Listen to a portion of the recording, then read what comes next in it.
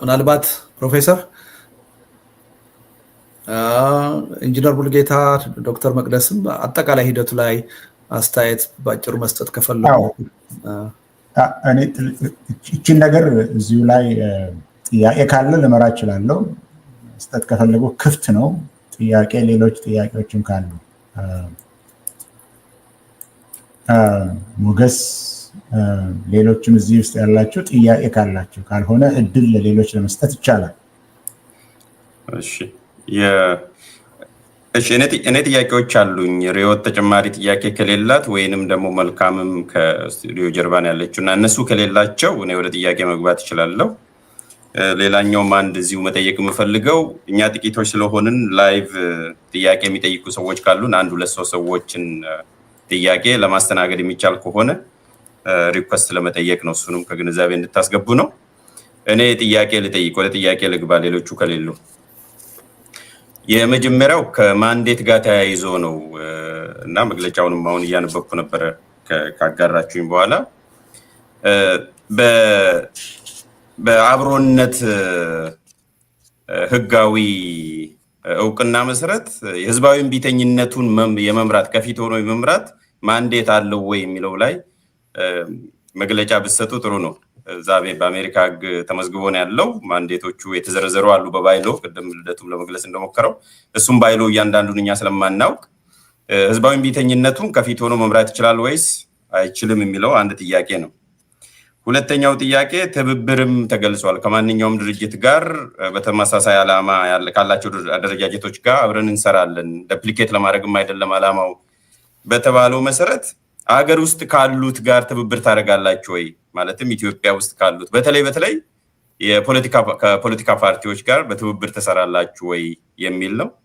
ሁለተኛው የመጨረሻው ቅድም አቶ ልደቱ ማብራሪያ ሲሰጥ የመጀመሪያው ዙር ላይ ይሄ መንግስት በድንገት በሆነ ጊዜ ላይ ሊወድቅ ይችላል፣ ለዚህ ዝግጅት ያስፈልጋል፣ ከሱ ውስጥ ደግሞ አንዱ አደረጃጀት ያስፈልጋል የሚል የሰማው ስለመሰለኝ ነውና ብዙዎቹ ይሄንን አሁን ይፋ ያደረጋችሁትን ኤግዜኪቲቭ ኮሚቴ ወይም የስራ አስፈጻሚ ኮሚቴን ገቨርንመንት ኢን ኤግዛይል እያሉ ነው አስተያየት የሚሰጡት፣ ወይም ትይዩ መንግስት ትይዩ ካቢኔ እያሉ ነው እየጠሩ ያሉትና ምናልባት ይሄ የብልጽግና መንግስት ወይም አገዛዝ ቢወድቅ በድንገት ቢፈረካክስ ይሄኛው ያንን ሚና ተክቶ ይሰራል ወይ ነው። እነዚህ ሶስት ጥያቄዎች አሉኝ። እሱ ላይ መመለስ ትችላለን። እሺ እዚህ ላይ እሺ ቅድሚያ ልስጥና ከእናንተ ውስጥ ለመናገር ከስራ አስፈጻሚ ውስጥ ለመናገር የሚፈልግ ካለ መጀመሪያ ለመናገር ከፈለገ አይደለም እኔም ራሴ ልጀምር። እዚህ ውስጥ በብዙ ቦታ እንዳለው ማንዴት አለው ላልከው የህዝባዊ ጉዳይን ለማነሳሳት ማን ማንዴት ለማን ሰጥቶ ያውቃልና ነው እዚህ ጋር ብቻ የሚጠየቀው። ውጭ ሀገር ያሉት ሌላ ቦታ ያሉት እምቢ የሚሉት በውክልና ነው፣ በዛ ነው። ማን ለማን ይሰጣል በዚህ ጉዳይ ነው? ለማንኛውም አብሮነትም ወይም ሌሎቹም ለመርዳት ነው እንጂ እዚህ ሆነን እኛ ባለማንዴቶች ነን ለማለት አይደለም። ጥያቄው እንደዛ ነገር ከሆነ የማንዴት ጉዳይ የለም። ህዝባዊ እሱ ነው ጥያቄው። ፕሮፌሰር ከፊት ሆናችሁ ህዝባዊ እምቢተኝነትን ትመራላችሁ ወይ የሚለው ነበር ጥያቄ። ለማስተባበር፣ ለማቀናጀት፣ ሀሳብን ለማፍለቅ፣ የሀሳብን እና ለመፍጠር እንሰራለን ነው አላማው። በጽሁፉም ላይ ያለው ይሄንን ነው የሚለው እንጂ የማንዴት ፍለጋ አንሄድም። ኃላፊነታችንን ግን ለመወጣት ዝግጁ ነን። እዚህ ውስጥ ያለነው ሁላችንን ኃላፊነት አለብን። ፈቃደኝነት የመጣ ነው። ኃላፊነትን ለመወጣት በህዝባችን ላይ የተጫነን ሸክም ለማንሳት የምንችለውን ሁሉ አስተዋጽኦ ለማድረግ እንሄዳለን። የማንዴት ጉዳይ ያለ የለም። ትብብር ከሀገር ውስጥ ታደርጋላችሁ። ሀገር ውስጥ ያሉበትን ሁኔታ ስለምታውቁ በዚህ ላይ እናደርጋለን፣ እንደዚህ አይነት ግንኙነት አለን ለማለት አስፈላጊም አይደለም። ነገር ግን አሁን እንዳልኩት እዚህ ውጭ ሀገር ሆነን እኛ መሪዎች እንሆንበታለን የሚል ግብዝነትም የለብንም። መሪዎቹም ሀገር ቤት ውስጥ ያሉት ናቸው። ተጋፋጮቹ ሀገር ቤት ውስጥ ያሉ ናቸው። አሁን ሶስተኛ ለጠየቅከው ጉዳይ ደግሞ አማራጭ ሊሆኑ የሚችሉትም ሀገር ቤት ውስጥ ያሉት ናቸው። ለነሱ ድምፅ ለመሆን፣ ለነሱ ለመርዳት፣ ለነሱ እገዛ ለማድረግ ካልሆነ በስተቀር እዚህ ውጭ ሀገር ሆነን ነው እኛ አማራጭ ኃይል ምን ሆነው ወይም ፓርላማ ምን ሆነው ወይም የመንግስት ስልጣን ምን መስለው ለነገሩ ለኢትዮጵያ ያስፈልጋል ሌላ አማራጭ መኖሩ ያስፈልጋል ግን እኛ አይደለንም ለዛ ነው ሶስቱን የመለስኩት ይመስለኛል በእኔ በኩል ያለው ምናልባትም እስካሁን ድረስ ቅድም ለደቱ ማስታወሰኛል ምክትል ሰብሳቢ ማለት መቅደስ አንቺን የሚመለከት ነው የሚመስለው ጉዳዩ እንዲያውም የጀንዚ ጉዳይ ከተነሳ እሺ አመሰግናለሁ ፕሮፌሰር ካለው ላይ ትንሽ ነገር ብቻ መጨመር ነው የምፈልገው እንደተባለው በማንዴት ሳይሆን እዛ ሀገር ቤት ያለውን ፕሮብለም ለመረዳት መቼስ በቃ ሰው መሆን አንደኛ ከዚህ ኢትዮጵያዊ መሆን በቂ ነው ፋይናሊ እኛ ፎከስ አድርገን እየሰራን ያለነው የስልጣን ተደራዳሪ ለመሆን ሳይሆን ማናችንን የሚመለከተን አደሴም ታይም ደግሞ እየታለፈበት ያለው ነገር ላይ አትሊስት እኛ ባለን ፕላትፎርም ሀገር ቤት ያሉትን ሰዎች ብቻቸውን እንዳልሆኑ ቢከዝ ነገርየው የሲስተም ስለሆነ እነሱ ያሉበት ሁኔታ ደግሞ ግልጽ ነው ኤቭሪ ነገር ሴንሰር የሚደረግ ነው ነገር አትችልም የሚባል ኢቨን ላይክ ካለው ጠቅላላ ምን ክፉ ነገር መሀል ላይ ምን ማድረግ እንችላለን በሚል የተሰባሰበ ምናልባት መግለጫውን በትክክል ከሰማን ወይም በዩቲዩብ ላይ ማንበብ ከቻልን ኢንቴንሽኑ ስልጣንን ለመያዝ እና የስልጣን ተገዳዳሪ ምናልባት ወንድሜ ሞገስ ሜንሽን ያደረገው ካቢኔ የመሆን ፍላጎት ነገር ግን የሚመጣው ለውጥ ለመሆን ኔሰሰሪ ስትራክቸርድ መሆን አለበት እዛ ላይ የሚሰሩ ሰዎችን በሀሳብም በሚያስፈልግ ነገርን ሰፖርት ለማድረግ ይህን የሆነ ብልት ነው ምናልባትም የጀንዚ ነገር ስለተነሳ ሜጆሪቲ ሀገራችን ውስጥ ያለው ወጣት ነው ወጣቱ ደግሞ ምን ላይ ታማሁን እናውቃለን የደረሰ ያለው ፕሮብለም ተጠቂ አንደኛ ሁሉንም የኛ አላማችን ምንድነው ዳይሬክሽን ማስያዝ ተቻለ አዲስን ታይም ደግሞ በሚያስፈልግ ነገር ነው ሰፖርት ነው ስለዚህ እንደው ጠቅለል ለማድረግ ሊሉ ሆኖ የመፎካከርና ምናልባት ያኛው ስላይድ ቢያደርግ እኛ ደግሞ ለምንመጣው ነጥቡን ያማላል አመሰግናለሁ መልካም በጣም አመሰግናለሁ ሙሉጌታ አቶ ሙሉጌታ እስካሁን ዝም ብለሃል ድምጽ ይሰማል ፕሮፌሰር እስኬል በጣም አመሰግናለሁ ለሰጠኝ እድል ቅድም ወንድሜ መስፍን ካቆመበት ብነሳ ደስ ይለኛል ከ5 ዓመት በፊት የኢትዮጵያን ህዝብ ከትግራይ ህዝብ ጋር ስርዓቱ እንዴት አይነት ግጭት ፈጥሮ በተለይ የትግራይን ህዝብ ከኤርትራ ህዝብ ነጥሎ የኢትዮጵያ ህዝብ በትግራይ ህዝብ ላይ እንዲዘምት እንዴት እንዳደረገ እናስታውሳለን ያም ካለቀ በኋላ የተለያዩ ስርዓቱ የተለያዩ የፖለቲካ ጉዳዮችን ነጣጥሎ እየወሰደ የአማራን ህዝብ ከትግራይ ህዝብ የትግራይን ህዝብ ከኦሮሚያ ህዝብ ሲያጣላ የኖረበት ዋነኛው ምክንያቱ የዛን የቀውስን የመፍጠር ቀውስን ፋብሪኬት የማድረግ ስርዓት ወይንም ጥበብ የስልጣኑ መሰረት አድርጎ የያዘ መንግስት ስለነበረ ነው ከ5 ዓመት በፊት ይሄ ለብዙ ሰው ግንዛቤ ነበር የሚል እምነት የለኝም ከዛ በፊት ህብረተሰብ ከህብረተሰብ የጎንዮሽ ትግል ነበረው አንዱ ህብረተሰብ ከአንዱ ህብረተሰብ ጋር እንኳን አይነጋገርም ነበር ያ ግን ዛሬ ተቀይሯል ዛሬ ከ5 ዓመት በፊት የነበረው አይነት ሁኔታ አይደለም ያለው ስርዓቱ የሁሉም ህዝብ ጠላት እንጂ ያንድም ህዝብ ወዳጅ እንዳልሆነ ለአንድም ህዝብ ያልቆመ እንደሆነ ግልጽ ነው ዛሬ ሁሉም ግን ይሄን ተገንዝቦት ይሄን ስርዓት ወደ አንድ መተው ለማስወገድ የሚያስችል የፖለቲካ አደረጃጀት ብቃት ያለው ፍላጎት የሚታይበት ጉድለት ስላለ ይሄንን ትግል ወይም የህዝቡን ሰቆቃ የህዝቡን መከራ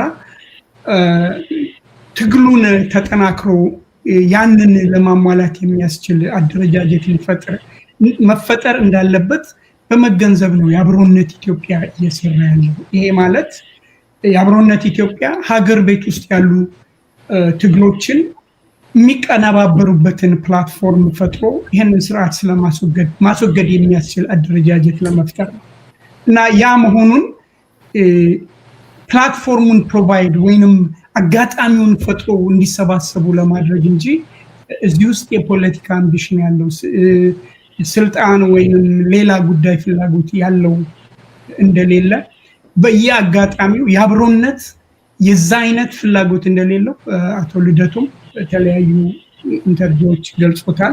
የአብሮነት ውስጥ ያቋቋም ነው። በዛ በማቋቋም ሂደት ውስጥ የነበሩ ሰዎች ሁሉ በሙሉ ዋን ቱ ዋንም በግሩፕም ፕሌጅ የተደራረግነው ነገር ነው። ስለዚህ መንግስት ስርዓቱ በሚፈርስበት ሰዓት ተዘጋጅቶ የሚጠብቅ መንግስት አይነት አይደለም። ይሄ እንዲታወቅ ይፈልጋል።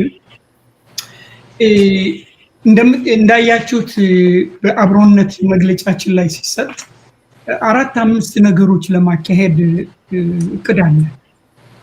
አንደኛው ውጤታማ ሰላማዊ ህዝባዊ እምቢተኝነትና ሁሉን አቀፍ የሽግግር ሂደት የሚያመጣ ረቂቅ ሰነዶችን ማዘጋጀት፣ የሽግግር ስርዓትንና ትግሉን ወደ ግብ የሚያደርሱ ዶክመንቶች ማዘጋጀት፣ ጦርነት ይቁም፣ ግፋዊ አገዛዝ ይብቃ፣ የሽግግር ሂደት ይጀመር፣ ዘላቂ ሰላም ይስፈን በተሰኙ መሪ ሀሳቦች ላይ የሚያተኩር ዓለም አቀፍ የኢንተርኔት ትዕይንተ ህዝብ ማዘጋጀት፣ በዋሽንግተን ዲሲ እና በለንደን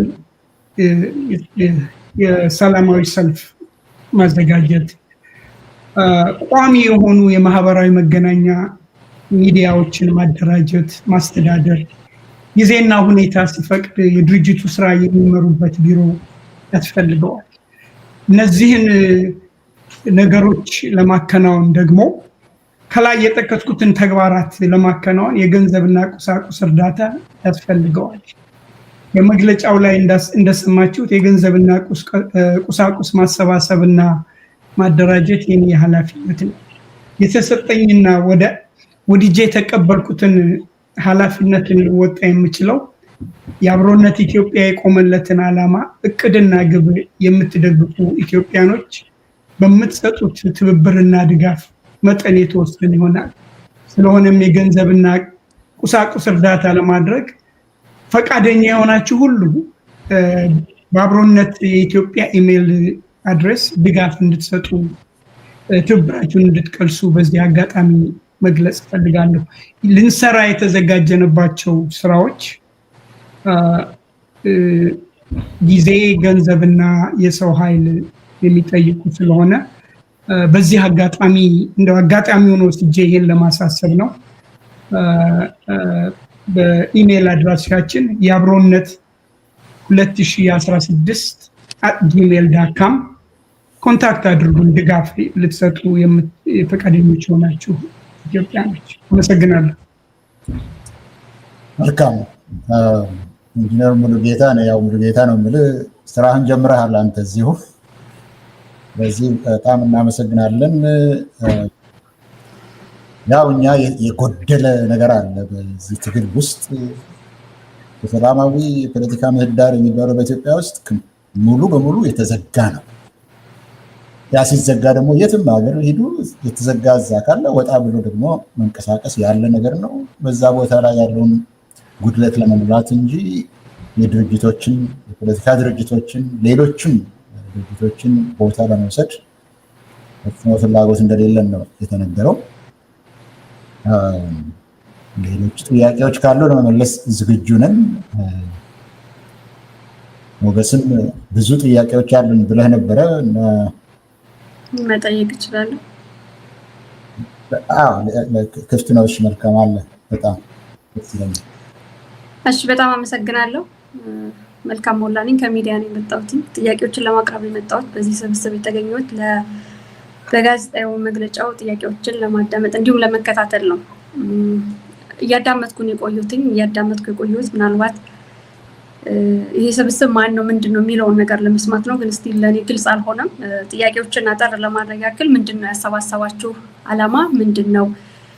ሰፖርት ለማድረግ ትላላችሁ፣ ሌላ ጊዜ ደግሞ ህዝባዊ እምቢተኝነትን ለመፍጠርና ለውጥ ለማምጣትም ትላላችሁ። በእርግጥ ትክክለኛ ዓላማችሁ ምንድነው? ይህንን ጥያቄ የጠየቁበት ምክንያት አንደኛ ብዙዎቻችሁን በሌሎች ድርጅቶች እናውቃቸዋለን፣ በሚዲያዎች እናውቃቸዋለን። ምን አይነት አስተሳሰብ አላችሁ የሚለውን እናውቃቸዋለን። ወደ አብሮነት ኢትዮጵያ ስትመጡ ምንድነው ያሰባሰባችሁ ያቀራረባችሁ ወይም ደግሞ ይሄ ሀሳብ አሰባስቦናል የምትሉት ምንድነው? ኢትዮጵያ ውስጥ ለውጥ ስለሚያስፈልግ ብቻ አይመስለኝም። ሁሉም ለውጥ ያስፈልጋል፣ ግን ዋናው ትርጉም የሚሰጠው ከለውጡ በኋላ ምንድነው የሚለው ነውና በዛ ጉዳይ ተስማምታችሁ ነው ወይ አብራችሁ ለመስራት የተሰባሰባችሁት? ከተሰባሰባችሁት ዓላማችሁን ለኛ ግልጽ አድርጉልን። ምክንያቱም በኢትዮጵያ ውስጥ ገለልተኛ ሰው አለ ብዬ አላምንም። በፖለቲካም በጋዜጠኝነትም በሌላም በማህበራትም በምንም ለሆነ ወገን ያደላ እንጂ ገለልተኛ ለኢትዮጵያውያን ለሁሉም ያስባል ብዬ የምጠብቀው እንደ ድርጅት እንደመዋቀር አለ ብዬ አላምንም። ሰው ከዛ አንፃር ምን ዓላማ ይዛችሁ የተሰባሰባችሁት የሚለውን ነገር ግልጽ ብታደርጉልን ጥሩ ነው። ምክንያቱም እኔ የምሰራው ፍሪ ፕሬስ ሚዲያ ነው። ለአማራ ህዝብ ድምጽ ይሆናል ብዬ የማስበው ሚዲያ ነው። እኔም በዛ ነው የቆየሁት። ገለልተኛ ጋዜጠኛ ነኝ ብዬ ራሴን አልጠራም። እንደ አማራ ህዝብ ደግሞ ሳየው የአማራ ህዝብ ላለፉት 35 ዓመታት በመዋቅር ደረጃ በተደገፈ መልኩ የዘር ማጥፋት ወንጀል የሚፈጸምበት ህዝብ ነው።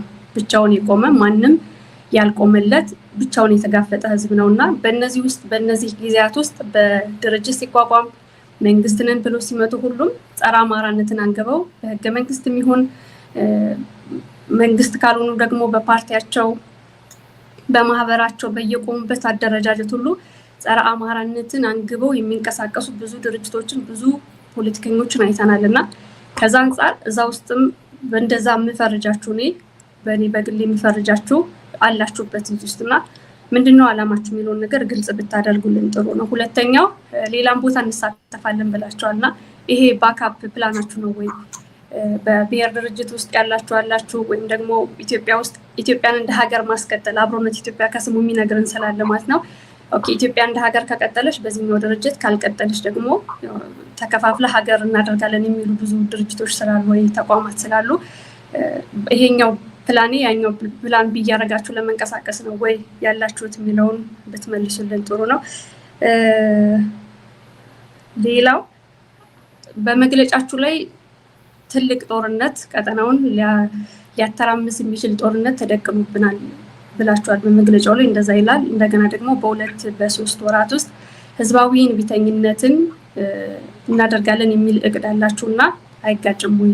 ዓላማችሁ የትኛው ነው ለማስቀደም ያሳባችሁት? በትክክልስ በፕላን አድርጋችሁ ነው የምትለው የጊዜያዊ ነው የሚለውን ለመጠየቅ ነው። አመሰግናለሁ።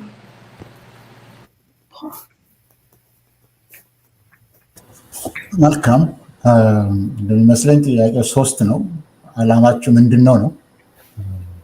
ዓላማችን ያው የተጻፈም አለ፣ እንደገና መድገም ካስፈለገ ሊነግረን ባጭሩ ሊነግረን የሚፈልግ አለ። እዚህ ውስጥ ያላችሁትን በሌላ ሁኔታ እናውቃቸዋለን፣ ፈርጃቸዋለን። ስለዚህ ማንነታችሁ እንደገሩን ነው ይመስለኛል። ሶስተኛው ጥያቄ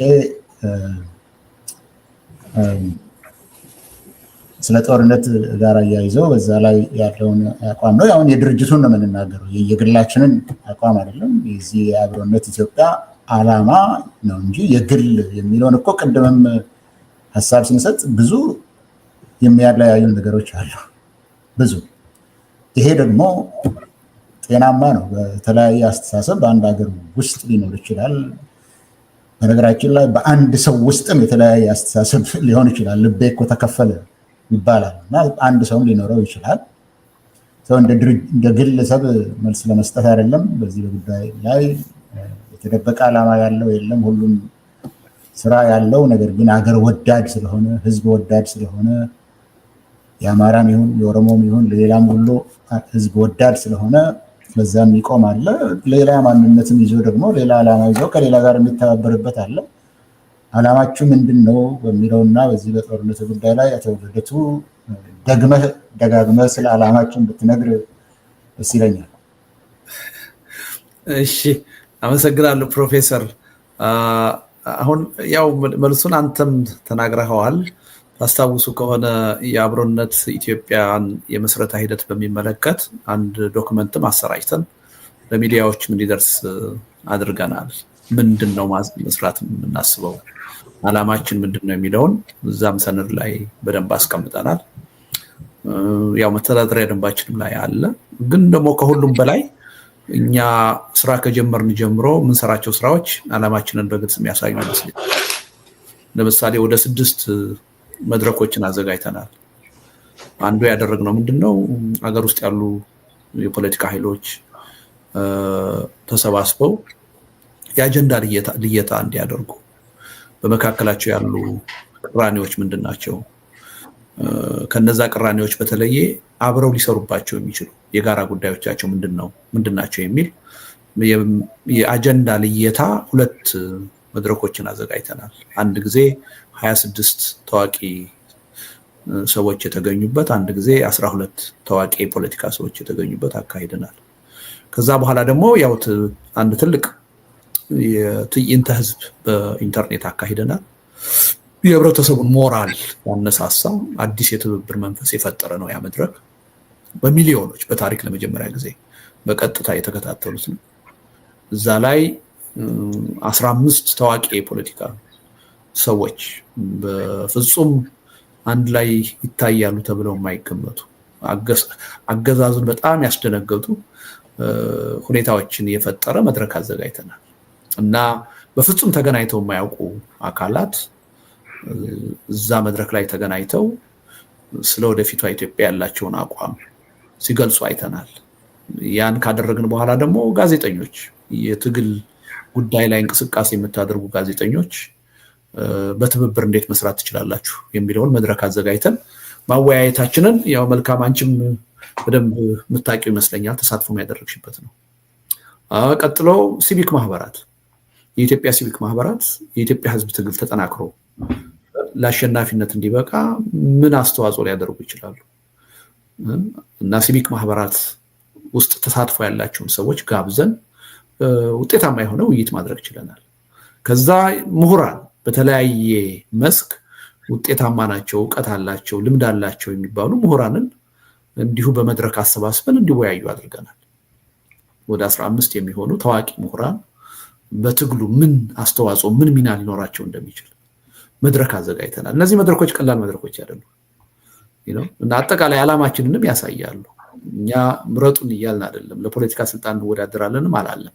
እኔ የግሌን ብጠየቅ ውጭ ሀገር ሆኖ ፓርቲ አቋቁሞ በመስራት አላምን። ድሮም ስገልጸው የነበረ አቋሜ ነው። አሁን አገር ቤት ለመግባት ችዬ ቢሆን ኖሮ ፓርቲ አቋቁሜ ከሌሎች ጓደኞቼ ጋር ለመታገል ነበር ፍላጎቴ። አሁን ውጭ ሀገር ስቀር ግን የአብሮነት ኢትዮጵያ ጋር አብሬ የምሰራው በፓርቲ ተደራጅቶ ውጭ ሀገር ሆኖ መስራት ብዙም ትርጉም አለ የሚል እምነት ስለሌለኝ፣ ስለዚህ የተደራጁትን ፓርቲዎች ማገዝ፣ ለነሱ መድረክ መፍጠር፣ ረቂቅ አጀንዳዎችን እያቀረቡ የጋራ አጀንዳዎችን በነዛ ዙሪያ ህብረት እንዲፈጥሩ ትብብር እንዲፈጥሩ ማድረግ ይጠቅማል የሚል ነው እና ዓላማችን በሐሳብ በመንገልጸው ብቻ ሳይሆን በተግባርም እያሳየን ባለነው እንቅስቃሴ በደንብ እየታየ ነው። ስለዚህ የኛ ዓላማ አሁን እየተካሄደ ያለው የኢትዮጵያ ህዝብ ትግል በተበታተነ ሁኔታ ሳይሆን ድርጅታዊ በሆነ በተባበረ ሁኔታ እንዲካሄድ በአንድ በኩል፣ በሌላ በኩል ደግሞ በስሜት ሳይሆን በተጠና ዝግጅት በተደረገበት ሐሳብ መርህ እንዲመራ ማድረግ ነው። ለዛ አስፈላጊውን እገዛ ማድረግ ነው። ግን at the same time ደግሞ የህዝቡን የትግል እንቅስቃሴ የሚያጠናክሩ ተቃውሞውን ሊገልጽበት የሚችል መድረኮችን ደግሞ እናዘጋጃለን። አይደለም ቀርቶ የኛ አይነት የፖለቲካ ጉዳይ የሚሰራ መድረክና ሰላማዊ ሰልፎችን፣ ህዝባዊ ቢታኞችን በየቤታቸው የተቀመጡ የሶሻል ሚዲያ ተጠቃሚ ሰዎች እኮ ይጠራሉ። በየሀገሩ ሲያካሂዱ እያየን ነው። ግለሰቦች ሊጠሩ ይችላሉ፣ ማህበራት ሊጠሩ ይችላሉ፣ የሰብአዊ መብት ድርጅቶች፣ ሲቪክ ማህበራት፣ ፕሬዠር ግሩፖች ሊጠሩ ይችላሉ። ያ ጉዳይ ለፖለቲካ ድርጅቶች ብቻ የተተው አይደለም። የኛም አካል የፖለቲካ ድርጅት አይደለም፣ ግን አንድ ተጽዕኖ ፈጣሪ ፕሬዠር ግሩፕ ነው። ስለዚህ በፖለቲካ ጉዳይ ደግሞ ያገባናል። ለስልጣን አንወዳደርም እንጂ እንደ ፖለቲካ ፓርቲ አንመዘገብም እንጂ በፖለቲካ ጉዳይ ስራዎችን እንሰራለን። ፖለቲካዊ ነክ የሆኑ ስራዎችን ነው የምንሰራው። ስለዚህ ሌሎች ሳይሰሩት ሲቀሩ አስፈላጊ ሆኖ ሲገኝ ህብረተሰቡ ተቃውሞውን ስሜቱን የሚገልጽበት መድረክ መፍጠር አንዱ ስራችን፣ በዶክመንታችን ላይ ያስቀመጥነው አንዱ ኃላፊነታችን፣ ከሌላ ማንዴት የምንጠብቅበት ጉዳይ አይደለም። ስለዚህ እሱን ታሳቢ ማድረግ ተገቢ ይመስለኛል። ሌላው በ2 ወር በ3 ወር ያልነው ህዝባዊ እምቢተኝነት እናካሄዳለን አላለም። መግለጫውን በደንብ ስላላየሽው ይሆናል። መልካም። በ2 እና በ3 ወር ያልነው አንድ ትልቅ ትዕይንተ ህዝብ በኢንተርኔት እናካሄዳለን። ዋሽንግተን ዲሲ እና ለንደን ላይ በአይነቱ የተለየ ከፍተኛ የህዝብ ተሳትፎ የሚታይበት የኢትዮጵያን አብዛሃነት በደንብ አጉልቶ ሊያሳይ የሚችል ሰላማዊ ሰልፍ እናካሄዳለን ያለው እና ደግሞ የሰነድ ዝግጅቶች እናካሄዳለን በመጪዎቹ 2 እና 3 ወራት እንጂ ህዝባዊ ውጤታማ ያለው ህዝባዊ እምቢተኝነት በእነዚህ 2 ወራት እናካሄዳለን አላለም። ግን መታወቅ ያለበት እነዚህ በመጪዎቹ 2-3 ወራት የምንሰራቸውም ስራዎች ዞሮ ወደ አገዛዝ አንበርክክ ህዝባዊ እምቢተኝነት የሚመሩ እንዲሆኑ ነው የምንፈልገው።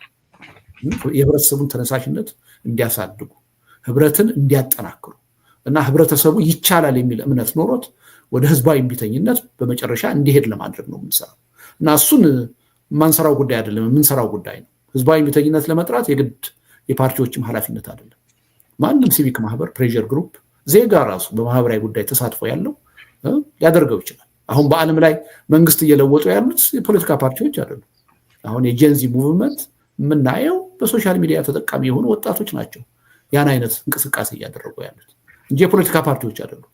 ስለዚህ በዚህ ላይ በእኛ ላይም ገደብ ሊጣል አይችልም ማለት ነው። እንደዚህ አይነት ነገሮችን እንሰራለን። ግን እኛ የምንመርጠው እንዲህ አይነቶቹንም ነገሮች የተደራጁት የፖለቲካ ኃይሎች በተደራጀ ሁኔታ በተጠና ሁኔታ እንዲሰሩት ነው የምንፈልገው። እነሱ ሳይሰሩት ሲቀሩ ግን ዝም ብለን አናይም፣ እኛም እንሰራዋለን። ነገር ግን በምንም ተአምር ራሳችንን ለስልጣን አጭተን ተለዋጭ ወይም ደግሞ ገቨርንመንት ኢን ኤግዛይል የመሆን ፍላጎት የለንም። ነገር ግን እዚህ ውስጥ ያለን ሰዎች እንደማንኛውም ሰው የፖለቲካ አመለካከት አለ፣ የፖለቲካ አቋም አለ። ከፈለግን በተለያዩ ፓርቲዎች ውስጥ ልንሳተፍ እንችላለን። የአብሮነት ኢትዮጵያ ላይ ስንገኝ ግን የምናራምደው የጋራችንን አቋም ነው። በደንባችን ያስቀመጥነውን ዓላማ ብቻ ነው የምናራምደው እንጂ እዚህ ውስጥ ያለን በተለያየ የፖለቲካ አመለካከት የተለያየ አመለካከት ያለን ሰዎች ነው። ደግሞም ልዩ የሚያደርገውም ይሄ ነው።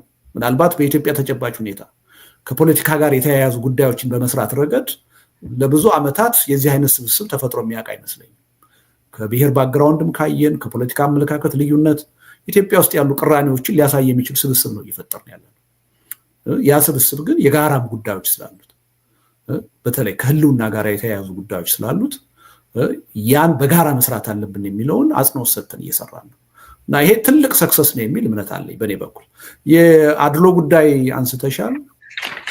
ማንም ሰው የመጠርጠር መብት አለው። ያን ተፈጥሯዊ ነገር ነው፣ ማስቀረት አይቻልም። ለማንም አናደላም። በተለይ ለአንድ የተለየ ብሔር ወይም የፖለቲካ አመለካከት ላለው ህብረተሰብ አናደላም። እኛ ለሁሉም ኢትዮጵያዊ በኩልነት ነው መስራት የምንፈልገው። ስለዚህ ምናልባት ለአንድ ብሔር ወይም ለአንድ የተለየ ህብረተሰብ በተለየ ሁኔታ እንደምንሰራ አድርጎ የሚጠብቅ የህብረተሰብ ክፍል ካለ የአብሮነት ዓላማ አልገባውም ማለት ነው። እኛ ለሁሉም ህዝብ ነው የምንሰራው። በተለየ ሁኔታ የኔ ወይም የኛ የምንለው በብሔር ደረጃ፣ በሃይማኖት ደረጃ፣ በፖለቲካ አመለካከት ደረጃ የዛ አይነት ውክልና ያለው ህብረተሰብ የለም። ለሁሉም ኢትዮጵያዊ የትኛውም አይነት የፖለቲካ አመለካከት ላለው፣ የትኛውም አይነት የብሔር ማንነት ላለው፣ የትኛውም አይነት ሃይማኖት ላለው ኢትዮጵያዊ ሁሉ በጋራ የመስራት ፍላጎት ነው ያለ እና አድሎ የሚባለው ነገር በምንም ተአምር እኛ ውስጥ ይኖራል የሚል እምነት የለኝም። አደረጃጀታችንም እሱን ለማድረግ አይፈቅድም። ምክንያቱም በጣም ጉራማይሌ የሆነ የፖለቲካ አመለካከት የብሔር ማንነት ያለን ሰዎች ነን። ስለዚህ ለጋራ ጉዳይ ግን በጋራ እንሰራለን። የምናደላው ለዛ የጋራ ጉዳይ ነው። ከዛ ውጪ የሆነ የምናደላው ነገር የለም እና በዚህ ብናየው ጥሩ ይመስለኛል። እንግዲህ ምናልባት አንዳንድ ጊዜ ከተለመደው የፖለቲካ ባህል አንጻር ብዥታዎች ሊኖሩ ይችላሉ። አይኑሩ አንልም። በሂደት የምንሰራውን ስራ ህብረተሰቡ እያየ እነዛ ዓላማዎች የበለጠ እየነጠሩ እየወጡ ህብረተሰቡን በቂ ግንዛቤ እየፈጠረ ይሄዳል የሚል እምነት አለኝ። አመሰግናለሁ ፕሮፌሰር።